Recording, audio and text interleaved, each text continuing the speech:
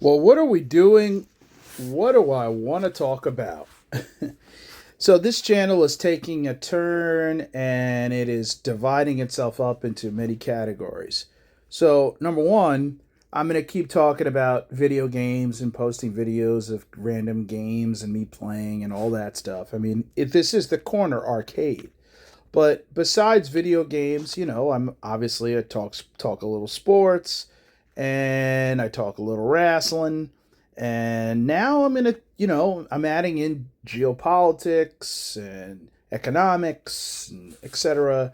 For those who missed it, I did post a video, just a little tidbit about something from a very good channel I watch inside China Business about how Canada has an opportunity to sell more helium in the global market. But that's not what this is about.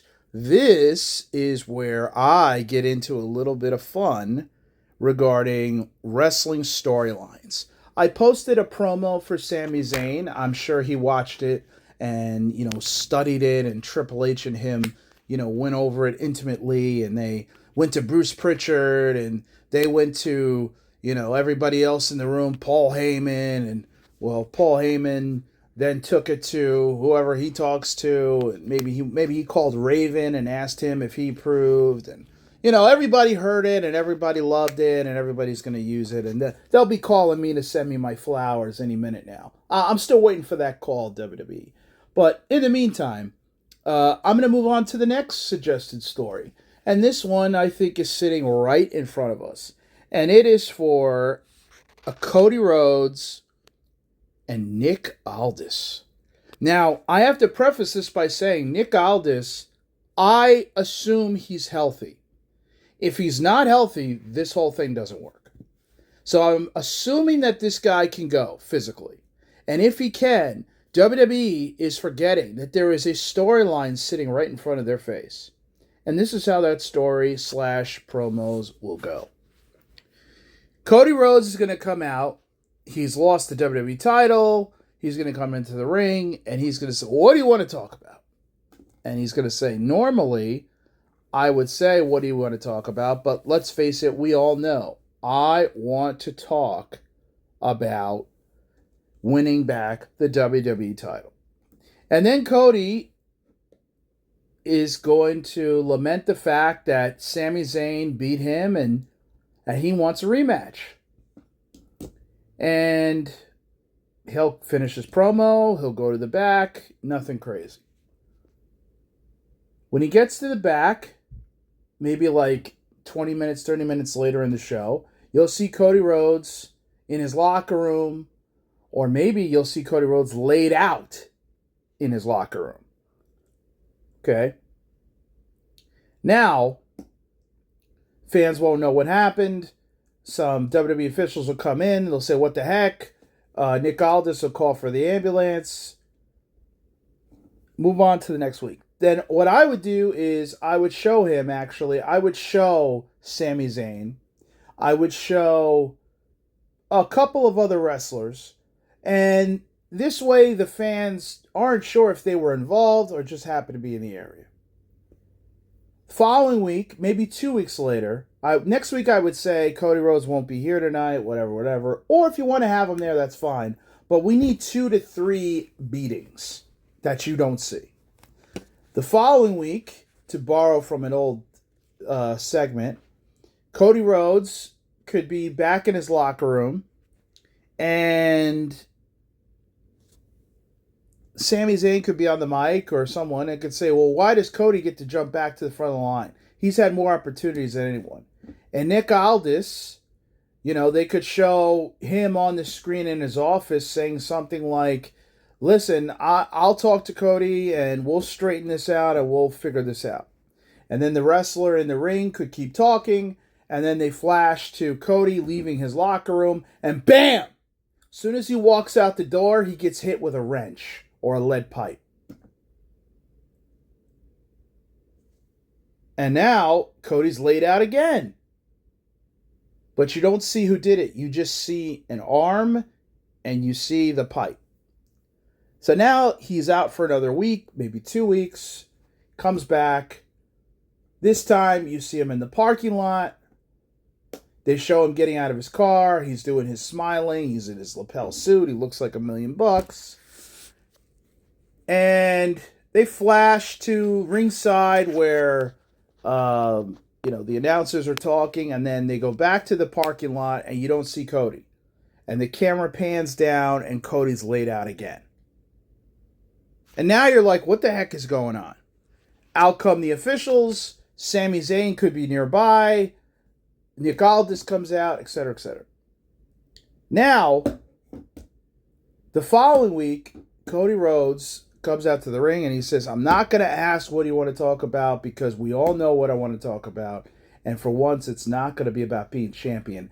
It's about revenge. I want to know who's been doing this. I want to see the coward that doesn't have the guts to talk to QB1 face to face, man to man. And I want to know who has been attacking me. Out comes Nick Aldis. And Nick Aldis gets in the ring. And you could have a segment from when Cody isn't there where Nick Aldis is on the phone. And Nick Aldis says something like, I promise Mrs. Rhodes, I promise you, Cody, I will figure this out. Nick Aldis comes to the ring, and he's waving his arms at Cody. Please, please, please, please, please. Gets in the ring. Please, please, please, please, please. Please, Cody, please. And Cody's looking at him, and he's like, please, please, please. Just give me a moment, please. I beg you, just give me a moment. He takes the mic from him, and he's like, I promised you that I would figure this out. All right? I promised you that I would have an answer for you. I promised you that I would sort through this mess. And I've kept my promise. And Cody could look at him like he's surprised. He's like, so please, please, just please, before you do anything rash, before you do anything crazy, before you hurt someone, please let me explain. He's like, I got all your answers. All your answers are right here. And he tells him to look at the Titantron. Cody starts walking towards the Titantron. Maybe he even leans on the ropes. They pan to Cody leaning on the ropes, watching the Titantron. And what do you see? You see Nick Aldis on the security footage throwing the lead pipe in the garbage. And then you see Nick Aldis smiling. And as Cody turns around, bah! He gets hit with the lead pipe. Nick Aldis beats him down, leaves him in the ring, doesn't say anything. The following week, Nick Aldis comes back to the ring, and he comes out, gets on the mic. Michael Cole could say, due to some extenuating circumstances, Nick Aldis has not been removed from his position yet as general manager, but he is under review, and the board of directors will have a decision very shortly on the future of Nick Aldis. Lawyers are involved. And then Nick Aldis could get in the ring, get on the mic, look at the crowd, smile with a wry smile. Rye as bread you'd use for a nice deli sandwich. And he looks at everybody and he says, well, what do you want to talk about? And everybody's furious because he's mocking Cody. And he goes, what's the matter? I'm not the guy in the three-piece suit. I'm not the guy with the fancy lapel you were looking for. I'm not the guy with the $300 shoes you were looking for. I'm not the guy who comes out every week and asks you what you want to talk about. I'm not the right guy. What's the matter? It was me before it was him. And now the fans are confused. You want to know what I want to talk about? I want to talk about 7 years in the shadow. I want to talk about 4 years scrubbing, washing, cleaning, and doing everything I have to take care of these children who work on this program while I suffer in the back. I want to talk about the fact that it was me. It was me who had the lapel suits. It was me who had the $300 shoes. It was me with the slick hair. It was me carrying around a world title until Cody Rhodes stole it from me. Cody Rhodes stole my spot when he stole Sweet Charlotte from me. Cody Rhodes took my title. He took my suit. He took my shoes. He took my everything. He took my soul. It was me who should have started another wrestling company. It was me who should have been an EVP. It was me who should have been called to WWE years ago. Not to manage SmackDown. Not to be a babysitter to a bunch of whiny superstars. But it should have been me who was called to be QB1. My wife leaves this company, they put her stuff in a garbage bag. Where's the respect for the Aldis household?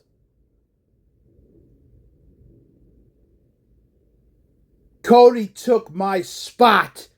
He took everything from me. And now I'm going to take it all from him. Yeah. I'm the one that hit him with the lead pipe. But he fired the first salvo. I'm getting my sweet revenge. And when it's all said and done, it'll be me in the ring with the suits. Me in the ring with the fancy clothes, the fancy watches, the fancy hair. It'll be me and my wife standing here, and you will clap for me. You will cheer for me. And you will recognize me as QB1. And Cody will go back to being what he should have been all along. Nothing but a memory. Just like Dustpan Dusty Rhodes. That beached whale couldn't hold my jock, and neither can his son. And that's your story. From there's a lot of places you can go. You could do multiple weeks of physical altercation. You could do Nick Aldis preferably being a little bit afraid of a direct confrontation, hiding behind his position, hiding behind the board of directors. You could have Cody Rhodes and him building up to, I don't know, SummerSlam or some maybe in between pay-per-view. Now, if Nick Aldis can't physically wrestle, but let's say he's healthy enough to be physical but not to wrestle, then you could use Sami Zayn or somebody else as the intermediary. You could use a young wrestler who you want to build up as the hitman. But the bottom line is, there's a story here that's written itself. Cody Rhodes was not the suit-wearing fancy guy with the wife wrestler.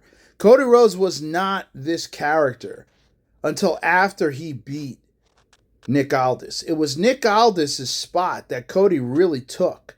And that story needs to be played out. Nick Aldis gets invited to WWE not as a wrestler, not as a future champion, not as someone the company wants to build around, but as a general manager. And Nick Aldis could reference the other broken down wrestlers who have the spots over the past 25, 30 years as managers or general managers or commissioners. And he could talk about how he's not one of those guys. He's better than those guys. He's always been overlooked. And, that's what I would do with him. I think that story tells itself. Now, you have to explain it a little bit for the fans who may not be aware. But the fact is that this is a major story that is real. I'm sure there's a piece of Nick Aldis somewhere inside that feels the way I just expressed. So that's the story I'm suggesting. That's the promo that I'm suggesting, the big, heavy promo. And let me just say this, okay? I'm not a professional wrestler writer, but I've watched this business for a long time. every major story has to have that one heavy promo that gets cited over and over and that really captures the fans' imagination. And that's where I really come in. This promo is emotional, it tells a story, it has a little zinger, but the most important part is this is the heavy anchor that will wrap up what has been going on. You could tinker with how long, you could tinker with how to hit Cody, you could tinker with how you reveal it if you want. But the most important thing is this is the general outline, and Nick Aldis has to cut that promo to establish with the WWE audience what exactly he is thinking and why he did what he did. Then the fact that Cody has a wife who was a wrestler, and Nick Aldis has a wife who everybody knows and loves was a wrestler, and you could bring her back, either bring her back initially where she's questioning Nick, saying, why would you do this to Cody? We love them.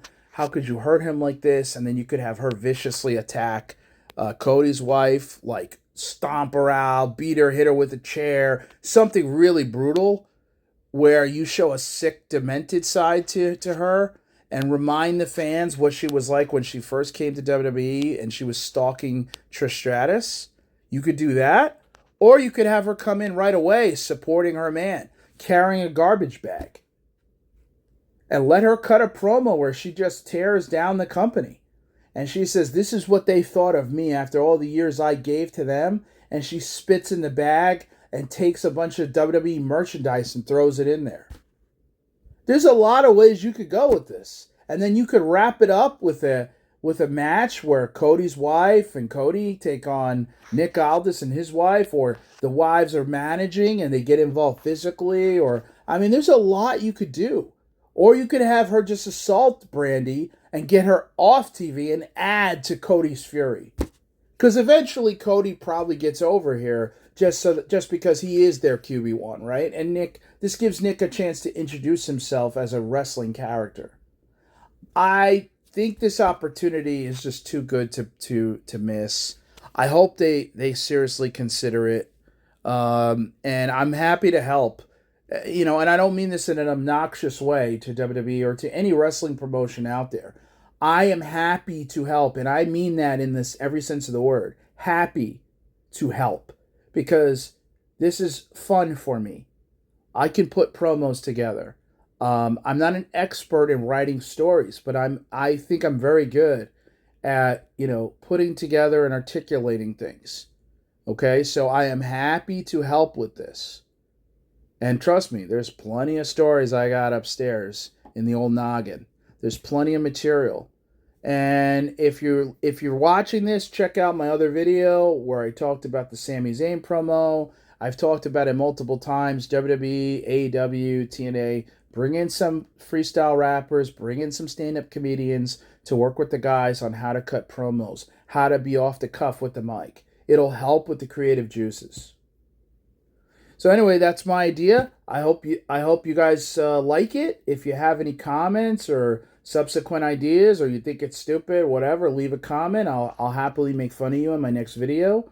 And if you're WWE or AEW or TNA or MLW or JCW, whatever, and you're looking for somebody who thinks a little differently but has been watching wrestling a long time and is willing to actually put their ideas out there, not just complain, contact me. Send me a message, contact me, find me on social media, Corner Arcade. I'm on X. Send me a DM. I'm verified on there. Yeah. So thank you very much, everybody. Appreciate it.